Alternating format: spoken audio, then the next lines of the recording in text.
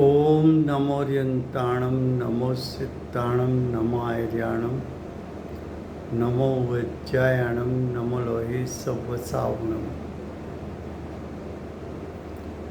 मंगलं भगवान् वीरो मंगलं गौतमो गणी मंगलं कुन्दकुन्दार्यो जैनधर्मोऽस्तु मङ्गलम्। ओंकारबिन्दुसंयुक्तं नित्यं जायन्ति योगिनः कामदं मोक्षदं चैव ओंकाराय नमो नमः। अहोपकार जिनवरनो कुंदनो ध्वनि दिव्यनो जीन कुंद ध्वनि आप्या अहो आ गुरु काहननो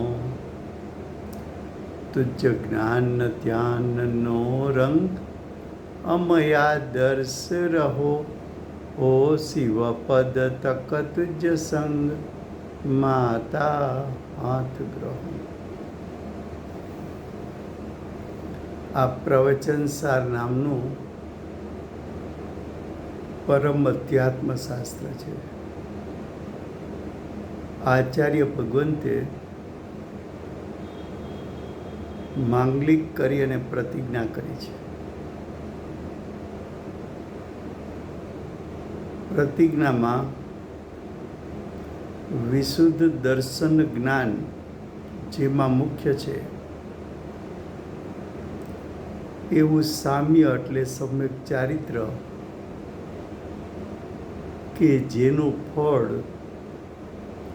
એટલે કે સમ્યક ચારિત્રનું ફળ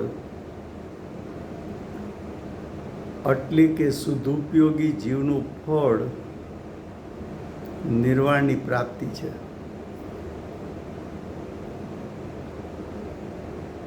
એવી પ્રતિજ્ઞા કરી હતી। એમાં વિશુદ્ધ દર્શન શબ્દમાંથી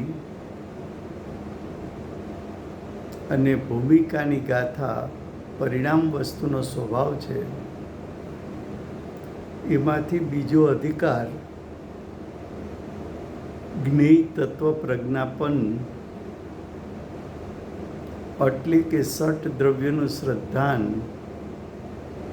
થતા સમ્યક દર્શન થાય છે। તો આચાર્ય ભગવંતે પ્રતિજ્ઞામાંથી વિશુદ્ધ દર્શન શબ્દમાંથી જ્ઞેય તત્વ પ્રજ્ઞાપન ખોલ્યો અને પરિણામ વસ્તુનો સ્વભાવ છે એમાંથી દ્રવ્ય સામાન્ય અધિકાર ખોલ્યો। દ્રવ્યમાં સામાન્યપણું છે એનો અર્થ એમ કે એમાં વિશેષપણું છે। તો આચાર્ય ભગવંતે જ્ઞેય તત્વ પ્રજ્ઞાપનનો પેટા બીજો અધિકાર દ્રવ્ય વિશેષ અધિકાર ખોલ્યો। એ વિષય ચાલે છે આપણે। દ્રવ્ય વિશેષ અધિકારમાં આપણે એમ કહ્યું કે આચાર્ય ભગવાન દ્રવ્ય વિશેષ અધિકાર દ્વારા સમ્યક દર્શનની પ્રાપ્તિ કરાવવા માગે છે।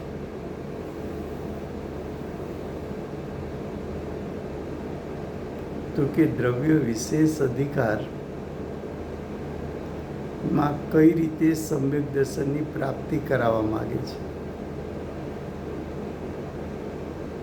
તો કે નિમિત્ત કર્તાપણું છોડાવીને સમ્યક દર્શનની પ્રાપ્તિ કરાવવા માગે છે।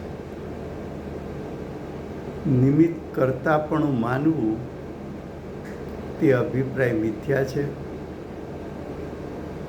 અને એવો અભિપ્રાય એ મિથ્યા દર્શન છે। એ અભિપ્રાયનો નાશ થતાં સમ્યક દર્શનની પ્રગટતા થાય છે। એમાં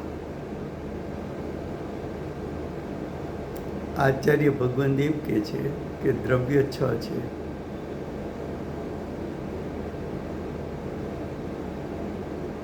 જેમાં 4 દ્રવ્ય નિમિત્ત સ્વભાવી છે: ધર્મ, અધર્મ, આકાશ અને કાળ. એમાં આપણે ધર્મદ્રવ્ય વિશે વાત કરી છે આગલા સ્વાધ્યાયમાં. આચાર્ય ભગવાન ધર્મ, અધર્મ, આકાશ અને કાળ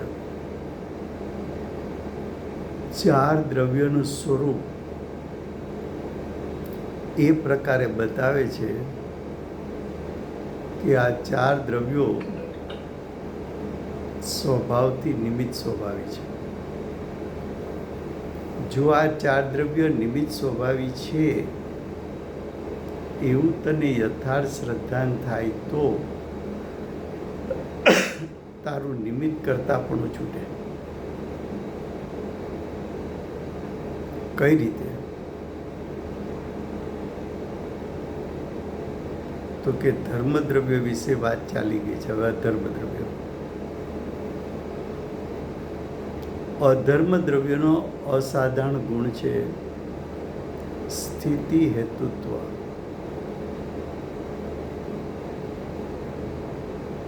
સ્થિતિ હેતુત્વ એટલે ગતિપૂર્વક સ્થિતિમાં નિમિત્ત કારણ. ગતિપૂર્વક સ્થિતિમાં નિમિત્ત કારણો.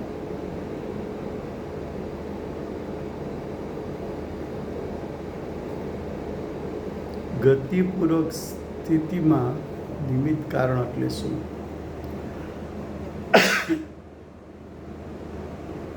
તો કે જીવ પૂતગલો ગતિ કરે છે.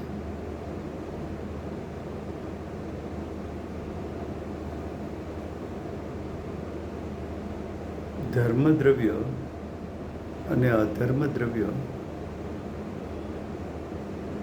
વિશ્વમાં એક દ્રવ્ય છે. આ બંને દ્રવ્યો લોકાકાશમાં વ્યાપેલા છે.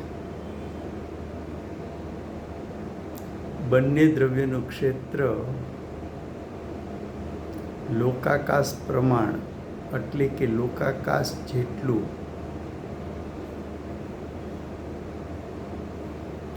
વિસ્તારવાળું એમનું ક્ષેત્ર છે. જેમ પાણી, દરિયો આખો પાણીથી ભરેલો હોય અને એમાં અનંત માછલાઓ રહેતા હોય, એવી રીતે લોકાકાશ ધર્મદ્રવ્યથી ભરેલો છે. એમાં અનંત જીવ ને અનંત પૂતગલ રહે છે. ધર્મદ્રવ્ય એનો અસાધારણ સ્વભાવ, અસાધારણ ગુણ સ્થિતિ હેતુત્વ છે.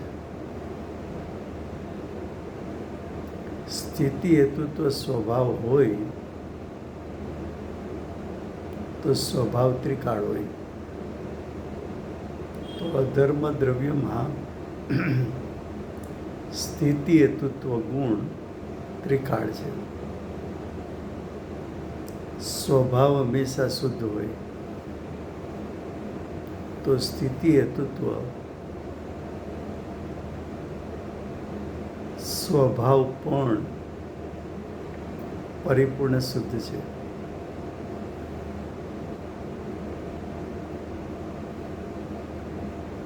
સ્વભાવ નિરપેક્ષ હોય તો સ્થિતિ હેતુત્વ સ્વભાવ નિરપેક્ષ છે. સ્વભાવ ત્રિકાળ હોય તો સ્થિતિ હેતુત્વ સ્વભાવ ત્રિકાળ છે. સ્વભાવ દ્રવ્યમાં અભેદ હોય તો સ્થિતિ હેતુત્વ સ્વભાવ અધર્મ દ્રવ્યમાં અભેદ છે. સ્વભાવ પરિપૂર્ણ સામર્થ્યવાળો હોય તો સ્થિતિ હેતુત્વ સ્વભાવ પરિપૂર્ણ સામર્થ્યવાળો છે. સ્વભાવનું સામર્થ્ય વર્તમાન પરિણામમાં વ્યક્ત થઈ શકે છે. પર્યાય કયો કે પરિણામ કયો કે અવસ્થા કયો કે દશા કયો કે હાલત કયો, પર્યાય છે શું? તો કે દ્રવ્ય સ્વભાવ છે એનું શક્તિરૂપ સામર્થ્ય જ્યાં વ્યક્ત થાય એ પર્યાય છે. પર્યાય સ્વભાવથી થતી રચના છે. તો અધર્મ દ્રવ્યનો સ્થિતિ હેતુત્વ સ્વભાવ છે પરિપૂર્ણ અને અનાદિથી અનંતકાળ પ્રતિ સમય પરિપૂર્ણ શુદ્ધતા રૂપે પરિણમે છે. એનું શક્તિરૂપ સામર્થ્ય પ્રત્યેક સમયે પરિપૂર્ણ વ્યક્ત થાય છે. પણ સ્થિતિ હેતુત્વ સ્વભાવનું કાર્ય શું? તો કે ગતિપૂર્વક સ્થિતિ કરતા જીવ પૂતગલોને સ્થિર થવામાં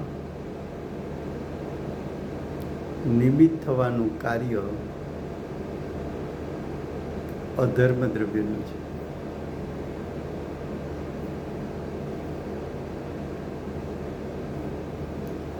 અધર્મ દ્રવ્ય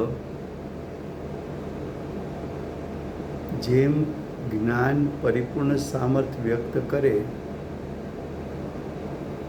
તો એક સમયમાં 3 કાળ 3 લોકના સર્વ દ્રવ્યોને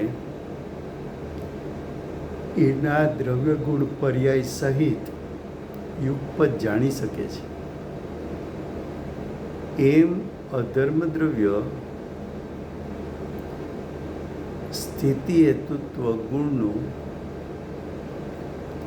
પરિપૂર્ણ સામર્થ્ય વ્યક્ત કરે તો એક સમયમાં અનંતા જીવો અનંત પૂતગલો યુગપદપણે ગતિપૂર્વક સ્થિરતા કરે તો અનંત જીવ અનંત પૂતગલને ધર્માસ્તિકાય દ્રવ્યનો સ્થિતિ હેતુત્વ ગુણ યુગપદપણે નિમિત્ત થઈ શકે એટલું સામર્થ્ય છે. હવે વિશ્વમાં ગતિપૂર્વક સ્થિરતા કરનારા દ્રવ્ય તો 2 જ છે, જીવ પૂતગલ. જીવની સંખ્યા અનંત, પૂતગલોની સંખ્યા અનંત. એ અનંતે અનંત જીવ ને અનંત પૂતગલ એક સાથે ગતિપૂર્વક સ્થિરતા કરે તો સર્વને એકી સાથે યુગપતપણે નિમિત્ત થવાની તાકાત સ્થિતિ હેતુત્વ ગુણની પર્યાયમાં છે.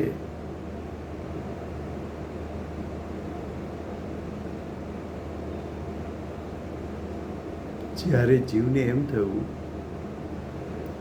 કે જો અધર્મ દ્રવ્ય 3 કાળ અનંત જીવ અનંત પૂતગલને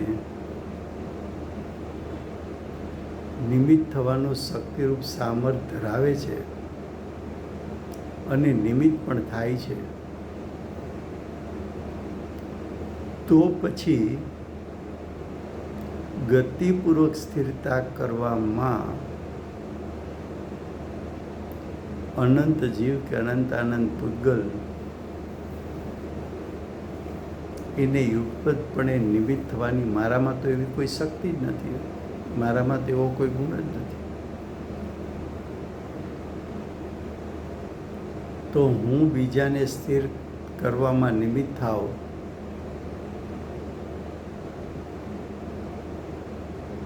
એવો ભાવ કરવો, એમાં તો મારે પરદ્રવ્યનું લક્ષ કરવું પડે. અને કોઈ જીવ અસ્થિરતાને કારણે નીચે પડે અને હું એને સ્થિર કરવા જાઉં તો એવો ભાવ તો મને એ જીવ પ્રત્યે રાગ હોય તો થાય. તો મારે નિમિત્ત થવું હોય તો મારે દરેક વખતે પરનું લક્ષ કરવું પડે, સ્વભાવથી ચૂત થવું પડે, રાગ કરવો પડે. અને જો હું ત્રણેય કાળ નિમિત્ત થવા જાઉં તો મારે ત્રણેય કાળ રાગ કરવો પડે, ત્રણેય કાળ પરનું લક્ષ કરવું પડે, ત્રણેય કાળ સ્વભાવથી ચૂત થવું પડે. તો મને તો ક્યારેય મોક્ષ માર્ગ કે એનું ફળ મોક્ષની પ્રાપ્તિ ન થાય.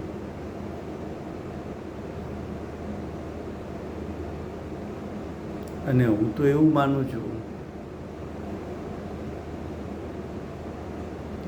કે અમે નિમિત્ત ન હોઈએ તો પરદ્રવ્યનું કાર્ય ન થાય.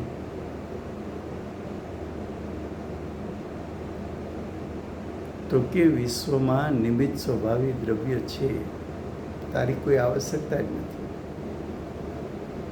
નિમિત્ત થવા માટે. જ્યાં અધર્મ દ્રવ્ય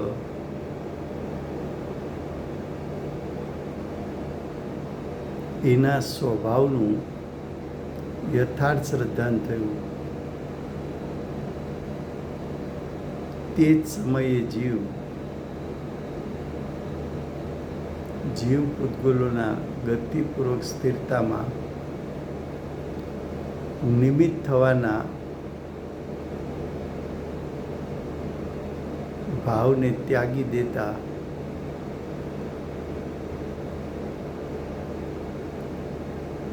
એના પરિણામમાં નિમિત્ત કરતાં પણ છૂટી જતા જીવ સમ્યક દર્શનની પ્રાપ્તિ કરે છે.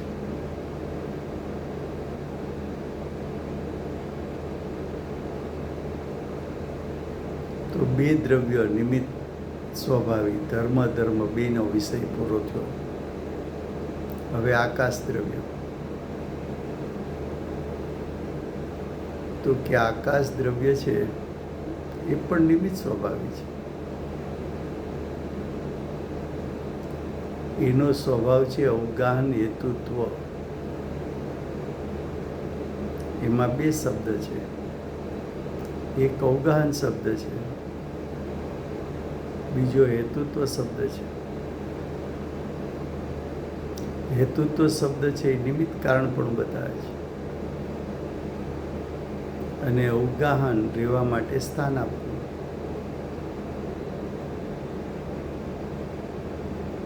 તો રહેવા માટે સ્થાન આપવામાં નિમિત્ત કારણ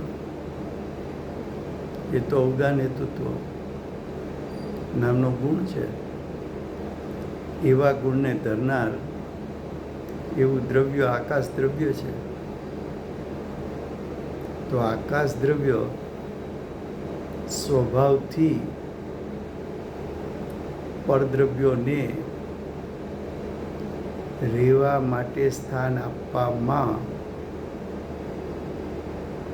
નિમિત્ત કારણ બની શકે એવા સ્વભાવવાળું છે. પહેલાં કહ્યું હતું કે આ સ્વભાવ અવગાહન હેતુત્વ સ્વભાવ, તો સ્વભાવ ત્રિકાળ હોય, તો અવગાહન હેતુત્વ સ્વભાવ આકાશનો એ તો ત્રિકાળ છે. સ્વભાવ દ્રવ્ય સાથે અભેદ હોય તો આકાશ દ્રવ્યમાં અવગાન હેતુત્વ અભેદ છે. સ્વભાવ નિરપેક્ષ હોય તો અવગાન હેતુત્વ સ્વભાવ નિરપેક્ષ છે અને કોઈની અપેક્ષા નથી. પોતે પોતાથી સ્વયં છે. સ્વભાવ શુદ્ધ હોય તો અવગાન હેતુત્વ સ્વભાવ શુદ્ધ છે. સ્વભાવ બેહદ સામર્થ્યવાળો હોય તો અવગાન હેતુત્વ સ્વભાવ પણ બેહદ સામર્થ્યવાળો હોવો જોઈએ.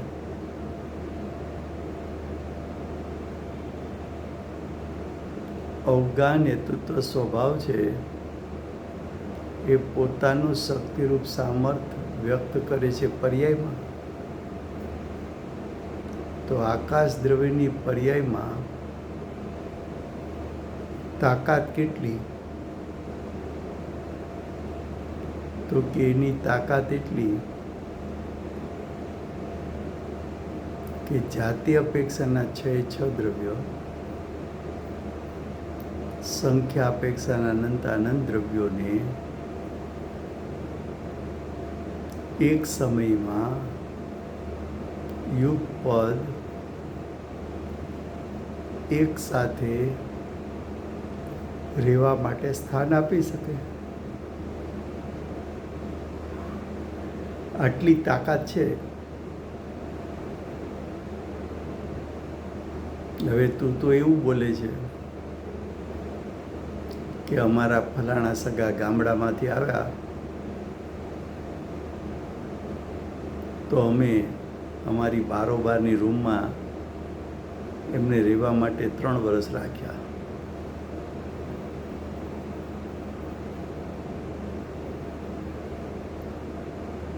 પણ તું પોતે તો આકાશના ક્ષેત્રમાં રહે છે. તું જેને મારી રૂમ કહે છે એ પણ આકાશના ક્ષેત્રમાં રહે છે.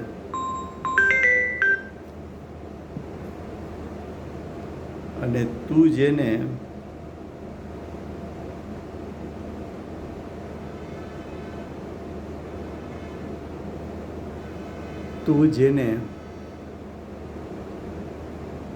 એમ કહે છે કે એને મેં રહેવા માટે સ્થાન આપ્યું, એ સ્થાન તારું ક્યાં છે? દરેક દ્રવ્ય નિશ્ચયથી પોતાના સ્વક્ષેત્રમાં રહે છે.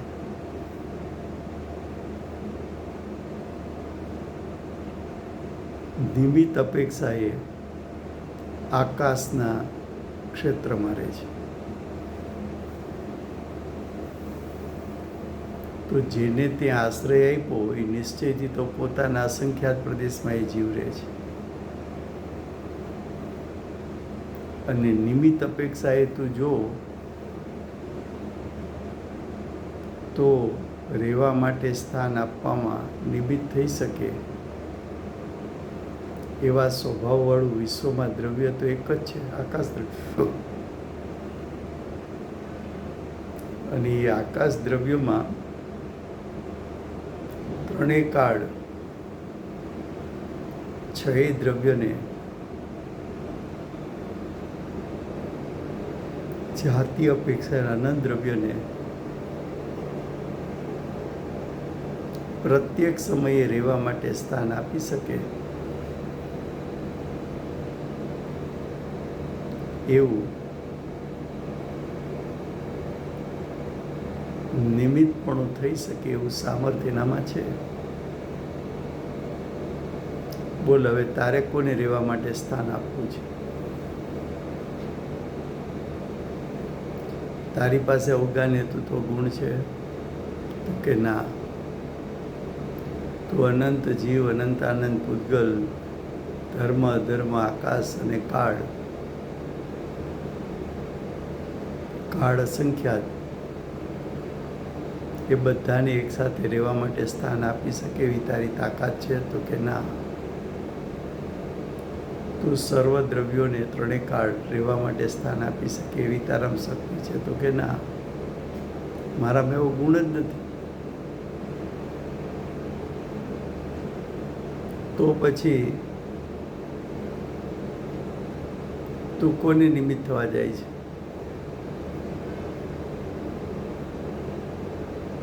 નિમિત્ત સ્વભાવ તો તારી પાસે છે નહીં. નિમિત્ત થવાની યોગ્યતા છે.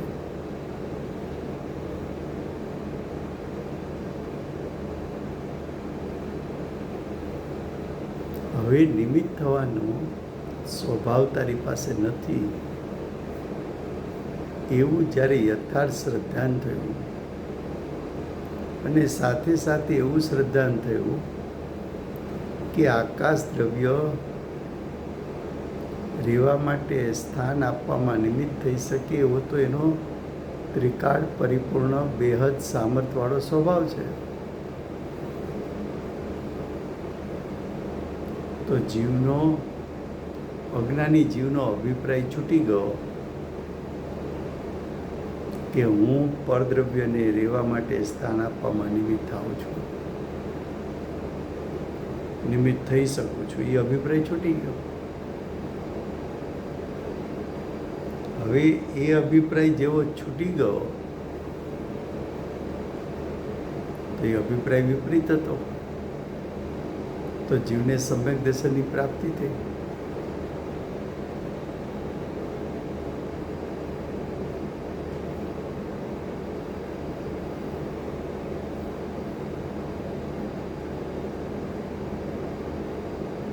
તારે કોઈને રહેવા માટે સ્થાન આપવાનો ભાવ આવે, રહેવા દેવા માટે, તો કોને રહેવા આપીશ? અજાણ્યાને, જેને તું ઓળખતો નથી એવા જીવ પૂતગલોને? કે તું જેને ઓળખે છે, જેના પ્રત્યે રાગ છે, એને રહેવા માટે સ્થાન આપીશ?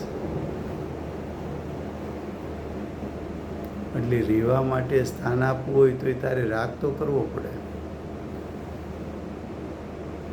એ રાગને તારે ઘૂંટવો પડે. તારે જેને રહેવા માટે સ્થાન આપવું છે એનું લક્ષ્ય કરવું પડે. તારે સ્વભાવથી ચ્યુત થવું પડે. હવે તું રહેવા માટે સ્થાન આપવા માટે પરનું લક્ષ્ય કર, સ્વભાવથી ચ્યુત થા, રાગ કર, અને ત્રણેય કાળ નિમિત્ત થવું હોય તો ત્રણેય કાળ રાગ કરવો પડે. તો પણ તું કંઈ વિશ્વના તમામ પદાર્થોને કંઈ રહેવા માટે રાગ કરતો પણ રહેવા માટે સ્થાન આપી શકે એવું તારી પાસે કોઈ સ્વભાવ તો છે જ નહીં.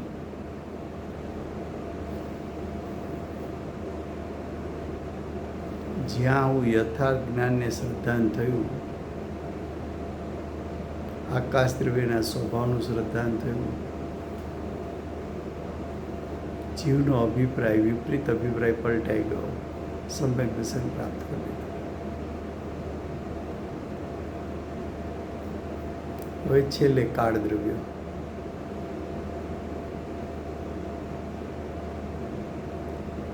કાળ નામનું દ્રવ્ય છે.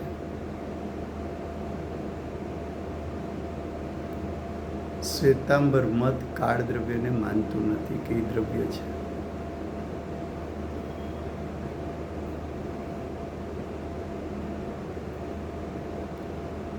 તો કે કાળ નામનું દ્રવ્ય હોવું જોઈએ એવું ન્યાય યુક્તિથી સિદ્ધ થઈ શકે. કઈ રીતે?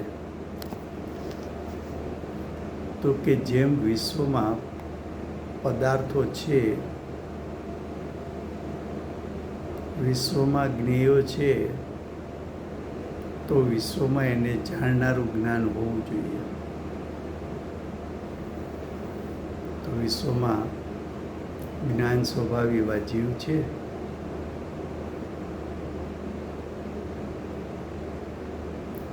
અને જો વિશ્વમાં અનંત સંખ્યાપેક્ષા એક જ્ઞેયો હોય તો અનંત જ્ઞેય પદાર્થોને યુગપત જાણી શકે એવું વિશ્વમાં જ્ઞાન પણ હોવું જોઈએ. તો તો કે આ એવું જ્ઞાન છે કેવળ જ્ઞાન? તો કે યુગપત જાણે એક સમયમાં બધા જ્ઞાન, એવું જ્ઞાન ન હોય તો શું થાય? તો કે તો વિશ્વનું સ્વરૂપ એનું વર્ણન થઈ શકે નહીં. કારણ કે જ્ઞાન જો ક્રમે જાણે તો વિશ્વમાં પદાર્થો અનંત આનંદ છે. ક્રમે જાણવા જાય તો અનંત આનંદ પદાર્થોનો તો અંત આવે નહીં. તો એમ સિદ્ધ થાય છે કે વિશ્વમાં અનંત જ્ઞેયો હોય તે બધાને યુગપત જાણી શકે એવું વિશ્વમાં જ્ઞાન હોવું જોઈએ ને કેવળ જ્ઞાન છે. હવે વિશ્વમાં અનંત જીવ, અનંત આનંદ પૂતગલ ગતિ કરી શકે છે, કારણ કે ક્રિયાવતી શક્તિ છે એનામાં. હવે જો અનંત અનંત જીવ પૂતગલો ગતિ કરતા હોય તો એની ગતિમાં નિમિત્ત થઈ શકે એવું વિશ્વમાં કોઈ દ્રવ્ય હોવું જોઈએ. અને એ વિશ્વનું દ્રવ્ય એવું હોવું જોઈએ કે અનંત આનંદ જીવ પૂતગલ ત્રણેય કાળ એકી સાથે ગતિ કરે તો પણ એને નિમિત્ત થઈ શકે એવા સામર્થ્યવાળું હોવું જોઈએ.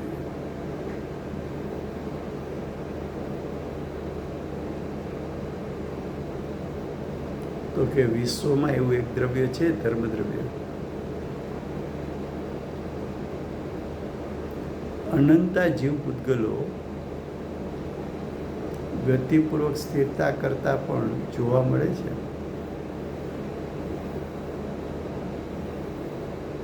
તો અનંતા જીવ પૂતગલો ગતિપૂર્વક સ્થિરતા કરે એમાં નિમિત્ત થઈ શકે એવું વિશ્વમાં કોઈ દ્રવ્ય હોવું જોઈએ. કેમ? તો કે અનંતા જીવો, અનંતા પૂતગલો એ તો ત્રિકાળ છે. એનામાં ક્રિયાવતી શક્તિ પણ ત્રિકાળ છે. અને ત્રણેય કાળ એ ગમે ત્યારે ગતિ પણ કરી શકે અને ગતિપૂર્વક સ્થિરતા પણ કરી શકે.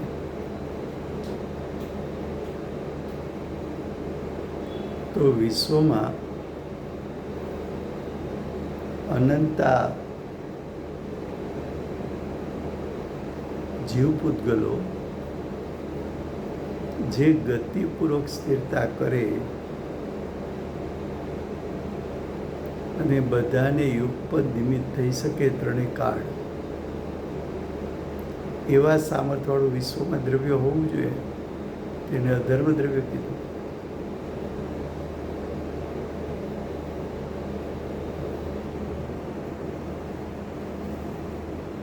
તો ધર્મદ્રવ્ય પણ છે, અધર્મ દ્રવ્ય છે.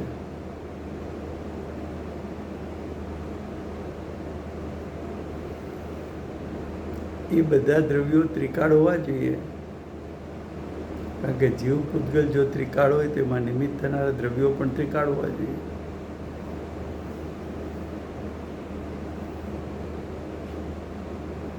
હવે વિશ્વમાં દ્રવ્યો છે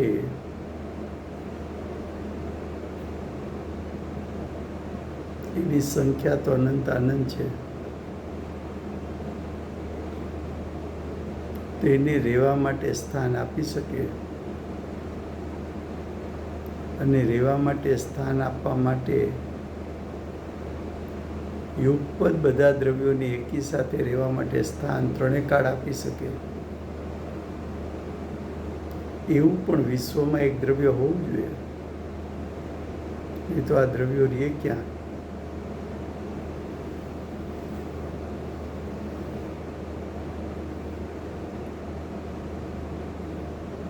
તો કે હા, આકાશ નામનું દ્રવ્ય છે, એની પાસે એવો સ્વભાવ છે કે બધા દ્રવ્યોને રહેવામાં નિમિત્ત થઈ શકે. અનંત આનંદ દ્રવ્યો, ત્રણેય કાળ, પ્રતિ સમય, યુગપદ, આકાશના ક્ષેત્રે રહે તો આકાશ રહેવા માટે ના ન પાડે એવા શક્તિરૂપ સામર્થ્યવાળો છે. હવે કાળ દ્રવ્યો માટે ધ્યાનથી સાંભળજો.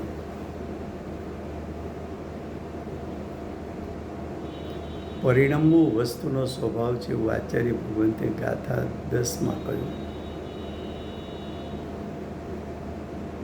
એ તો 6 દ્રવ્યને લાગુ પડતો સિદ્ધાંત છે. અને પરિણમનમાં એટલે કે ભાવ પલટો થઈ રહ્યો છે તો આપણને વેદનમાં પણ આવે છે, કારણ કે જીવના અમુક ગુણ વેદનભૂત છે.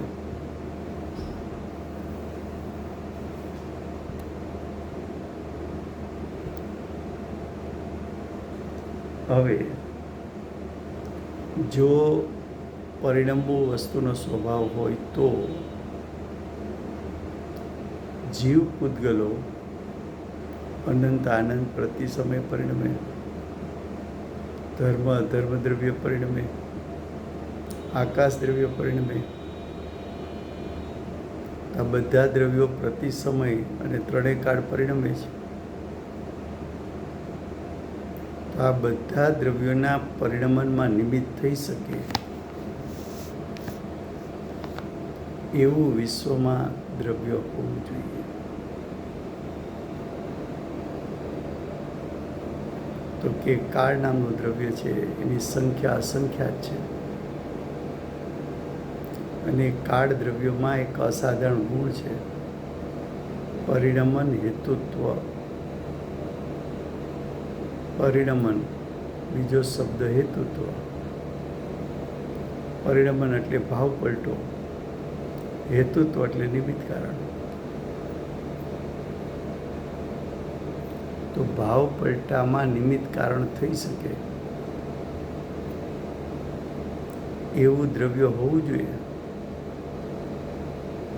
એ કાળ દ્રવ્ય છે. કાળ દ્રવ્યની સંખ્યા અસંખ્યાત છે. લોકાકાશના એક એક પ્રદેશે એક એક કાળ દ્રવ્ય છે. ને જ્યાં એક કાળ દ્રવ્ય છે ત્યાં અનંત આનંદ પૂતગલો છે. એક કાળ દ્રવ્ય લોકાકાશના જે ક્ષેત્રે છે ત્યાં અનંત આનંદ પરમાણુઓ છે. ત્યાં જીવનું પણ ક્ષેત્ર છે, ધર્મ અધર્મનું ક્ષેત્ર છે, આકાશનું ક્ષેત્ર છે.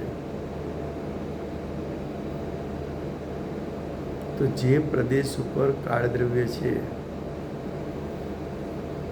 એ કાળ દ્રવ્ય એનો સ્વભાવ પરિણમન હેતુત્વ હોવાને કારણે એ અનંત પરમાણુ એક પ્રદેશે હોય તે બધાના પરિણમનમાં નિમિત્ત થઈ શકે. એક જ ક્ષેત્રે 6 દ્રવ્ય હોય તો ત્યાં રહેલા કાલાણુ, એક પ્રદેશ એક કાલાણુ, પણ આત્મા અસંખ્યાત પ્રદેશી છે. આત્મા ગમે તેટલો સંકોચાય તો પણ અસંખ્યાત પ્રદેશથી ઓછી જગ્યા ન રોકે. તો જીવના અસંખ્યાત પ્રદેશ છે,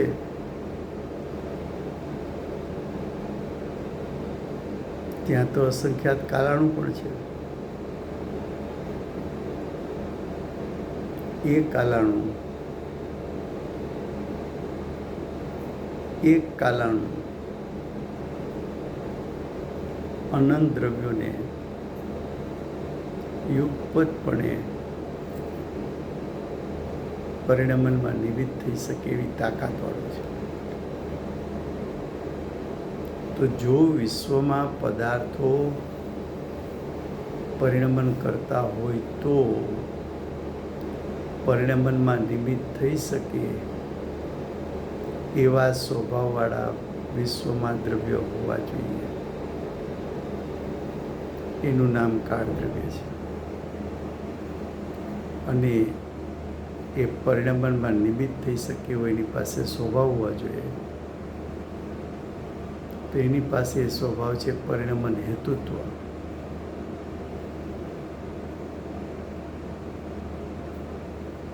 એવો સ્વભાવ છે.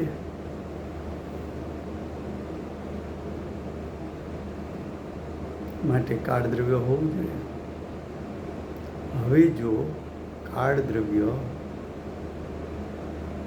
અનંત આનંદ દ્રવ્યોને ત્રણેય કાળ પરિણમનમાં નિમિત્ત થઈ શકે એવા નિમિત્ત સ્વભાવવાળું છે, તો તારે કોનામાં નિમિત્ત થવું છે? તારામાં ક્યાં પરિણમન હેતુત્વ ગુણ છે કે તું વિશ્વના આનંદ જીવોમાં કે વિશ્વના આનંદ પદાર્થોમાં તું નિમિત્ત થઈ શકે? જ્યાં જીવને કાળ દ્રવ્યનું યથાર્થ સ્વરૂપ શ્રદ્ધાનમાં આવ્યું તો જીવનું પરના પરિણમનમાં હું નિમિત્ત થાવ એ ભાવ છૂટી ગયો. પરના પરિણમનમાં હું નિમિત્ત થઈ શકું છું એ વિપરીત અભિપ્રાય છૂટી ગયો. જીવ સમ્યક દર્શનને પ્રાપ્ત કરે. તો આ રીતે જ્ઞેય તત્વ પ્રજ્ઞાપનનો પેટા બીજો અધિકાર, દ્રવ્ય વિશેષ અધિકાર, અજ્ઞાની જીવોનું નિમિત્ત કરતાપણું છોડાવીને સમ્યક દર્શનની પ્રાપ્તિ કરાવે છે. નેક્સ્ટ સ્વાધ્યાયમાં જ્ઞેય તત્વ પ્રજ્ઞાપનનો પેટા ત્રીજો અધિકાર, જ્ઞાન જ્ઞેય વિભાગ એ વિશે ચાલશે. સમય થયો છે.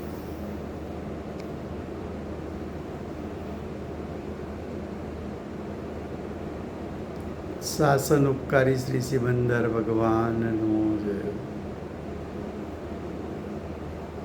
6ઠે 7મે ગુણસ્થાને ઝૂલતા શ્રી કુંકુંદાચાર્ય દેવનો જય.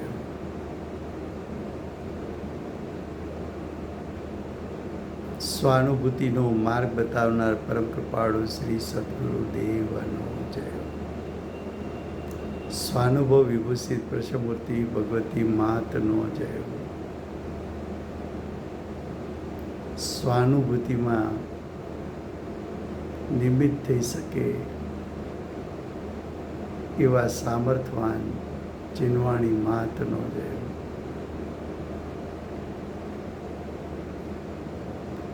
વિતરાગ દિગંબર જૈન ધર્મનો જય.